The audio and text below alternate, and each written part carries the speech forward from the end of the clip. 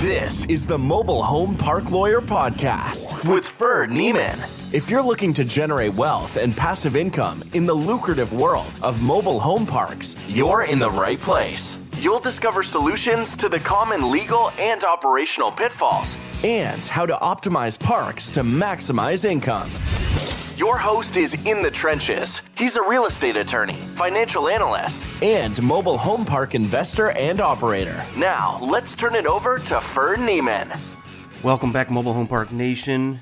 Here today, I'm honestly a little late in getting out my 2021 projections, but as the new Biden administration takes office, as I'm getting all my tax planning teed up for my 2020 books getting closed and really finishing up my budgets for 2021, I just started thinking about, what's the year ahead or what's the numerous years ahead look like, macroeconomic, but then also for the mobile home park industry. So thought I'd share some of my thoughts. Interested in hearing others' thoughts too. If you want to comment on wherever this post goes, I'll post it on LinkedIn because that's the best medium to start a discussion. But ultimately, a heck of a lot's changed in the last year, right? I mean, this whole coronavirus thing has really changed our lives. It's really, unfortunately, it's ruined a lot of people's lives. My wife is actually gone right now at a funeral out of state with a friend who committed suicide. I don't know if it's COVID related. I think it's medically related to some other stuff. But the reality is the coronavirus has led to lots of people losing their jobs, losing their income, drinking too much, child abuse, spousal abuse, divorce, suicide, depression, all kinds of bad stuff. So it's been kind of a tough year. I know for us in the mobile home park industry, economically, it's not been as tough a year. It's been a good time to be in the asset class, but for our country and for human beings, it's been pretty tough. So what does 2021 look like? Well, I think, the rollout of this vaccine is going to help that, people, whether the vaccine is the silver bullet or not, at least has the, perception, and perception is reality. And I think that's going to get some people out and about again. There's some pent-up demand, pent-up savings even for spending. So I think the economy's going to look better to some degree because of some pent-up demand. I think restaurants are going to open back up more and more. Your retail is going to open up more and more. So I think people are going to have more of a, robust attitude for the future and for, quote, going back to normal as opposed to this new normal. So I think that's going to be good things going into 2021. The housing market, there's still a shortage of affordable housing. There's really a shortage of housing everywhere. So the housing market's still strong. I think commercial real estate, especially multifamily and mobile home parks, industrial will remain strong. So those are all, I think, positive things. I think travel will pick back up. I just got back from a little 3-day vacation. First time I've been on a plane in a long time. And I think people are, getting excited a little bit about, getting back to normal. I think other positive things, real estate people are seeing some of the volatility in the stock market. And there's like this whole thing with GameStop and some of this craziness. It's, the price to earnings ratios, the ridiculous multiples that the stock market's command in some respects. I think there's going to be a trend away from that, a trend away from the old 60-40, stocks bond portfolio towards alternative investments, including mobile home parks. So I think it's good for me, good for you, good for our country. This private offerings are still hard to get to because the accredited investors, sophisticated investor status, but I think there's, some headway to perhaps loosen some of those standards and open them up to the common folk. And there's crowdfunding getting some loosening of restrictions and some of that stuff. So overall, I think 2021 is going to have some stuff going for it, especially relative to the last year. I don't think everything's going to be good. I think our national security is going to be more at risk, and that President Trump's the first president to not get us into a skirmish or a war in decades and decades. I think there was a little bit of fear that he had control of the red button, and that was good. I think he, protected our allies, some of our allies in the Middle East, Israel in particular, made them stronger, stood up to China. He took out the top terrorist in the country or in the world, with eyes wide open. So I think that those sort of things made us safer as a country because he was pretty strong. He was a warrior. He kept North Korea in line. So I think that was good. I don't think he gets enough credit for our national security. Obviously, the whole debacle with the Capitol at the end of his term that's been blamed on him has hurt some of his post-election polling and an opinion. But I'm nervous about what the Biden administration is going to do national security-wise. Are they going to be loose on China? Are they going to be loose on some other countries that may impact our safety, which impacts everything in our life and our economy and everything else? So overall, 2021 has a lot going for it, but there's some things that make me nervous. As far as this asset class, how's it going to perform? I think we're teed up. I think we're seeing it already. I keep saying that mobile home parks are the darling of the COVID era, and it's shined a light on them. I think that's led to more interest from private equity, from REITs, and I see it in the marketplace all the time. I see it in some of my clients. There's just a frothy attitude, like, let's get in these deals. And it's push pricing, it's compressed cap rates. It's real. I don't want to say it's consolidation is here, but if you'd asked me a year ago, I would have said consolidation is 5 years out or more. I don't think that's the case anymore. I think consolidation is going to happen in less than 5 years, at least as it pertains to any park over 50 lots in any size, any legitimate metro over 25,000 even, with city services. I think people are stretching now. To some degree, they may have to, but I've got clients saying, "Hey, I want to go for this lagoon. I want to go for this town of 8,000. I want to go for this one-horse town," and that was kind of unheard of, to some degree, 2-3 years ago. But I think overall, the jobs of our clients, our customers, are kind of your workforce housing jobs. They're not your, typically your CPAs, your attorneys, your doctors. They're not even your retail sales jobs a lot of the time. If they are, they're the fast food type jobs. They're the nurse assistant jobs. They're the factory worker, and really the modern factory worker. I say the Amazon fulfillment officer. Those jobs are going to be secure in this economy, I think. I think banks are more and more favorable towards mobile home parks. So, and values support it, which means there's bigger loans, frankly, because of bigger values. So banks like that more. I'm in the process of an agency refinance loan on a park that I never thought would be agency refinance. And the homes are in the 70s. It's dense. It's not that pretty. It's in a 2-horse town. It's just an old tired park that we've done a good job of sprucing it up, but I didn't think it was going to make agency grade. I didn't think the value would get there, but values have gone so much that now my loan is going to be over $1 million, and that puts you in Fannie Freddie land, or at least Fannie right now. I think it's too small for the current Freddie program. But anyway, I think overall it's a good time to be in the mobile home park business. Briefly, what changes do I see in the next year, or what changes as it pertains to the law in particular? I mean, the elephant in the room is the collections business. I mean, the no pay, no stay was the method of collection forever in this industry. And with this eviction moratorium, it's really a lot tougher.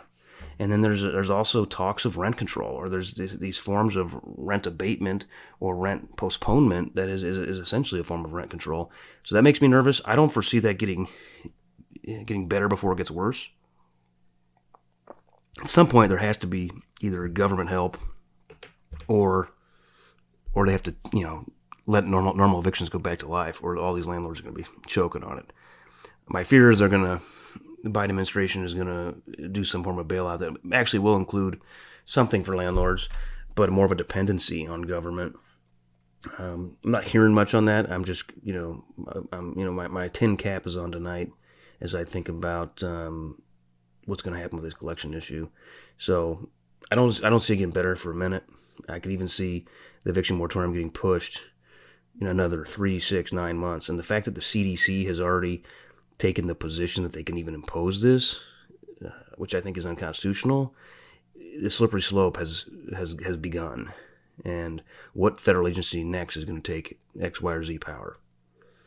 Other things that I think are challenging for this year, the supply chain. I mean, there's tariffs on things like materials. Lumber prices have been through the roof. OSB, I don't remember the pricing, but it used to be like $3 for a sheet of plywood. Now it's like $18. Well, the single wide has 24 sheets of plywood in it. So just the pricing just keeps going up. Single wides are up $3,000 to $5,000 in cost. Some of them are up $5,000 or more on the doubles. I tried to order some True homes the other day. It's kind of an inexpensive product. I like their 1680 True Victory. I probably bought 15 of them last year. Not 100, but I sprinkle them in regularly, and I can't even get an order right now. And it's like 4 months in a row. I'm like, come on, guys. And I probably bought 50 from this plant of all the different True product. And they're like, yeah, not that you're not big enough. As much like, no, we're just not taking orders. So that supply chain's really messed up the business in some respects. Also, I think there's a dearth of skilled labor right now. I think our education system is going in the wrong direction as far as training people who are able to work and willing to work. And that's going to hurt the trades for a long time. I think what's happening to oil right now and oil prices being down, that's going to have a ripple effect on other economic circles. And it's amazing how many products come from oil. If you ever want to look that up, it's unbelievable. I never knew it growing up. Tax changes right now, I think tax changes they're a wild card right now. They're up in the air. I don't foresee them getting better for business owners or for real estate owners, for mobile home park owners. It's definitely going to get worse. Corporate tax rates could go up. Individual income tax rates go up. I would expect those to be attempted. Will the 1031 exchange go away? Or the Delaware Statutory Trust? I don't know. I doubt it. I think that's so ingrained in our business, in our country, that'd be hard. Capital gains rates, I think it's possible those get increased. My biggest concern is the carried interest tax privilege is going away. And I don't think not people know about it or talk about it. The big investment banks and stuff do, obviously. So that we got some allies in the financial sector that'll help protect us on that. I feel like property tax increases are going to come. Local government, they're not going to get the same federal aid if the federal government doesn't have the money. They're not going to be able to get the same income or sales tax rates or collections as they've been accustomed to. So at some point they have to push their levy rates in a way of increasing real estate taxes. And I don't really see them doing that pari passu with residential and commercial. I see them doing it more on commercial, which are property owners. Now, a mobile home park, depending on your state, like I live in here in Missouri.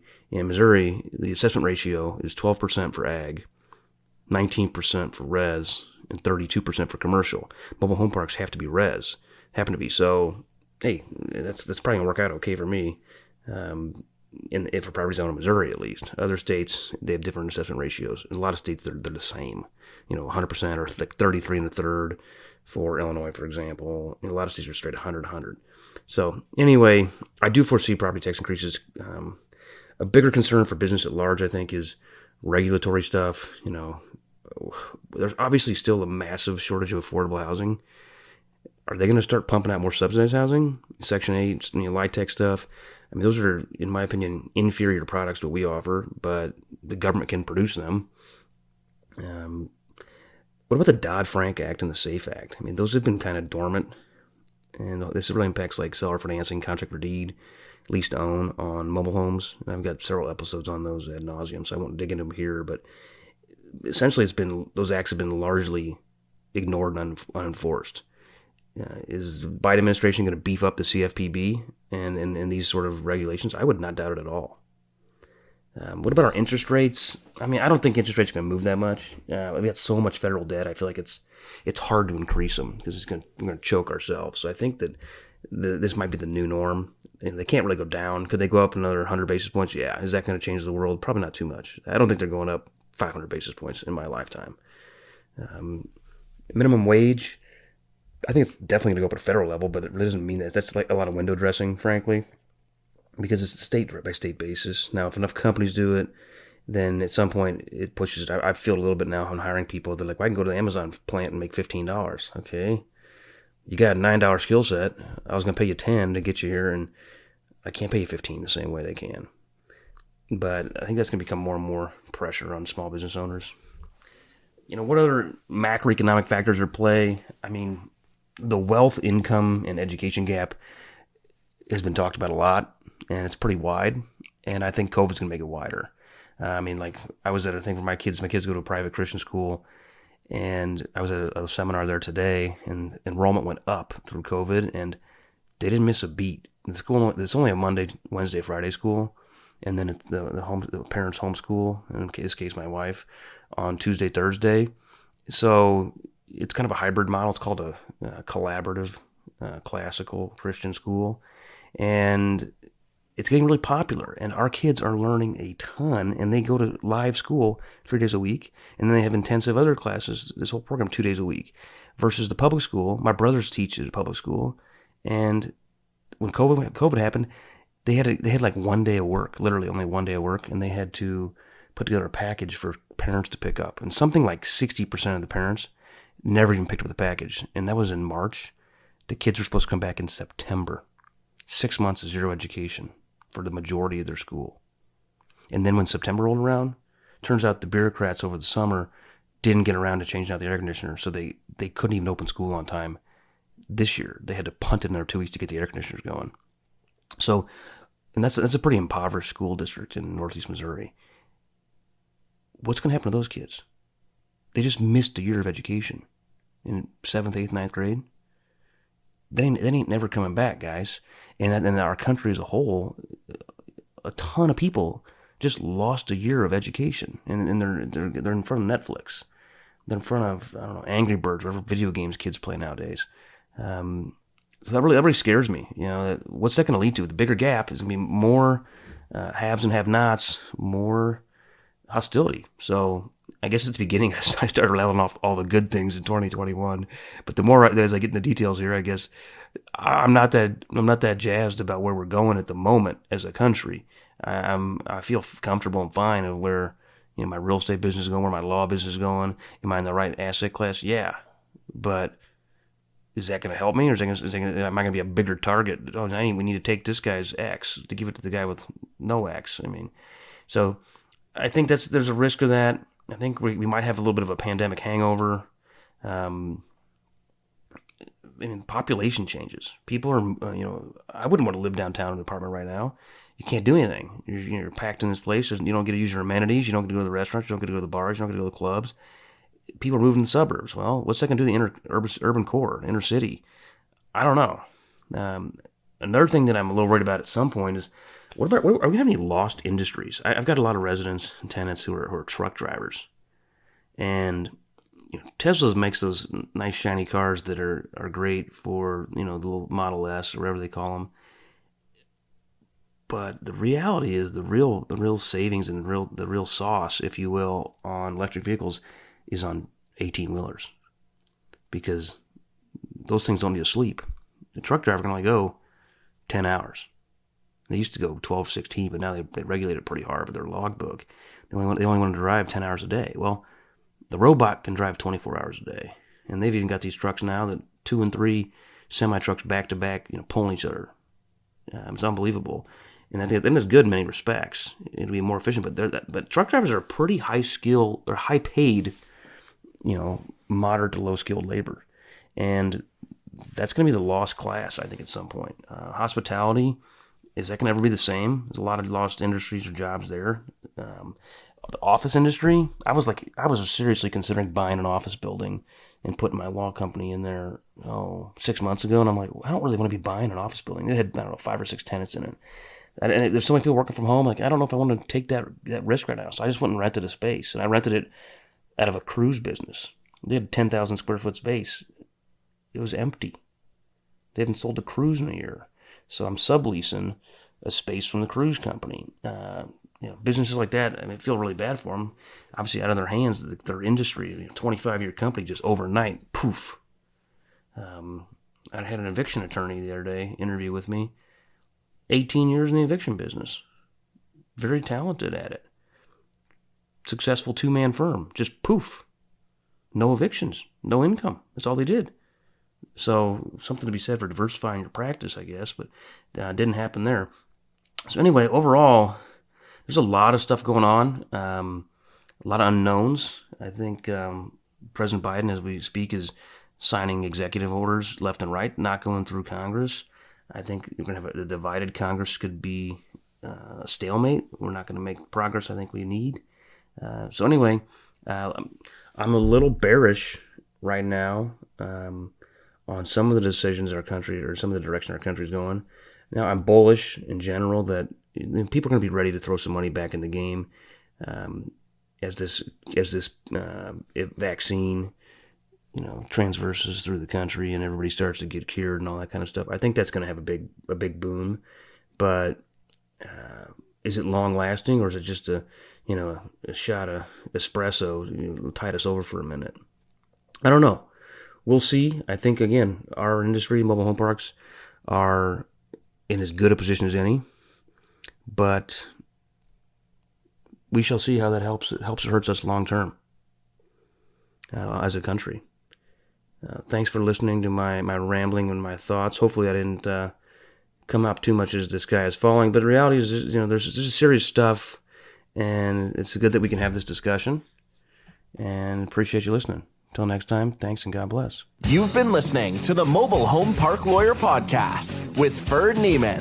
Ready to learn more? Go to www.themobilehomelawyer.com for free resources and materials to help you succeed. If you love the podcast, go to Apple Podcasts, give us your review, and subscribe today. Thank you for listening. Neither the Supreme Court of Missouri nor the Missouri Bar reviews nor approves certifying organizations or specialist designations. The choice of a lawyer is an important decision and should not be based solely upon advertisements.